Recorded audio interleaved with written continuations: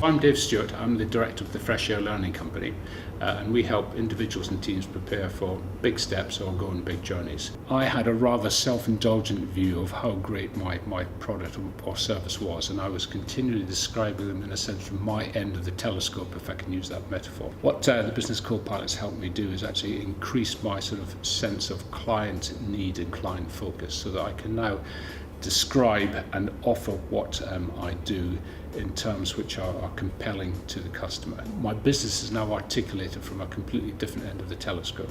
I'm involved in two businesses, and it's quite easy to be distracted with one and not paying attention in the sense of the other. What Business CoPilot's done for me is provide that backstop of support to allow stuff to keep on going, even when perhaps my attention and energies are elsewhere. And the way they've done this is a variety of means. Obviously face-to-face meetings and workshops, but also telephone, email, and the use of tools like Dropbox with a shared working environment. So they span this sort of the real and the virtual ways of supporting me as a business owner. One of the big things about Business CoPilot is this partnership between Rob being a sort of a strategy, creative, sort of a divergent thinker, and Nick being a sort of more convergent process, structure-focused individual. So you need both types of perspective to run a business, and actually